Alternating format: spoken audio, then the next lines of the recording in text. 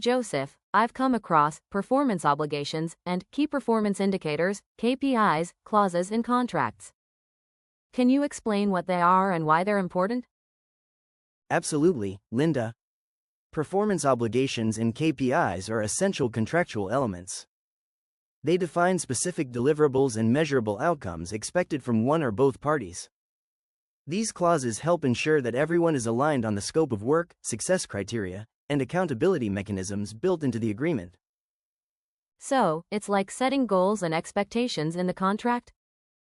Exactly. Performance obligations specify the material tasks or services that must be performed.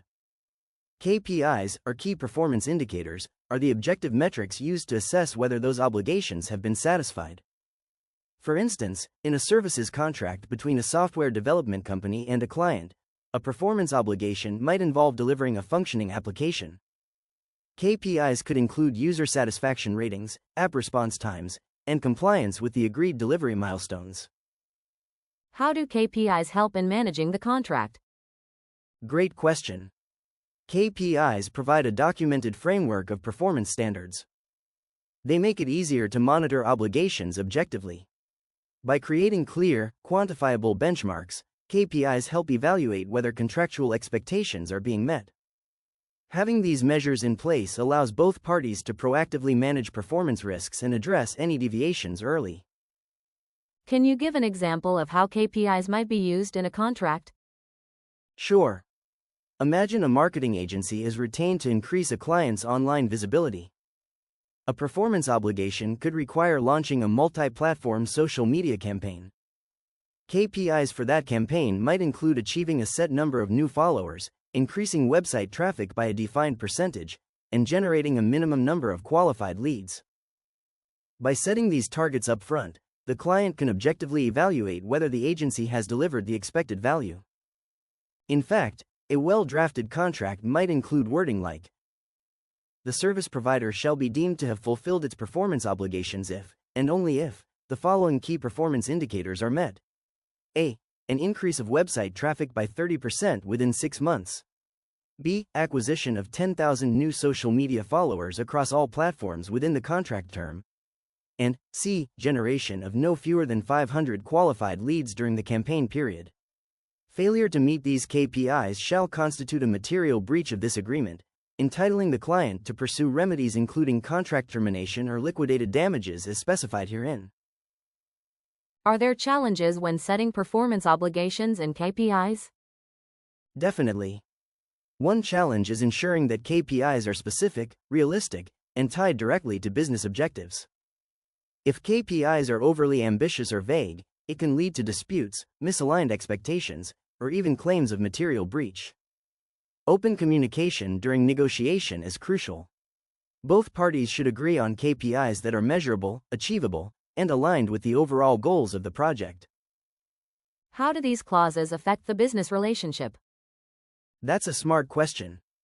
When structured properly, performance obligations and KPIs strengthen the relationship by creating contractual clarity. Both sides operate from the same understanding regarding deliverables, success measures, and remedies for breach. Additionally, it's wise to include provisions allowing for periodic review and realignment of KPIs, especially in dynamic industries where conditions can change. Are there any legal considerations with these clauses?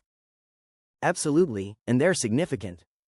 For KPIs to be legally enforceable, they must be drafted with clarity and precision. Ambiguous or subjective performance measures can weaken enforceability and create loopholes. Parties must also define the consequences of KPI non-performance. This could involve cure periods, financial penalties, or even the right to terminate for substantial non-performance. For example, there was a real-world dispute where a service provider failed to meet specifically enumerated KPIs. The court upheld the client's right to terminate without penalty because the KPIs formed express conditions of the contract. Engaging legal counsel during the drafting stage is a best practice to safeguard enforceability. How can parties negotiate these clauses to suit their needs? Good point. Negotiation should start with a clear discussion of business objectives and desired outcomes. Parties should collaborate to define KPIs that are objective, achievable, and suited to the nature of the engagement. It's also advisable to include adjustment mechanisms. For example, allowing KPIs to be reviewed after reaching certain milestones or if there are significant operational changes. And of course, it's essential to document all agreed obligations and metrics meticulously in the contract. Thanks, Joseph. This really helped. It's good to understand how these clauses work and how to use them properly. You're welcome, Linda. Understanding and negotiating performance obligations and KPIs is essential for setting clear contractual expectations, mitigating risks, and building durable business partnerships. Well-drafted clauses not only protect both parties' interests but also promote transparency, trust, and operational agility. Mastering these elements ensures you can navigate business relationships confidently, even when challenges arise.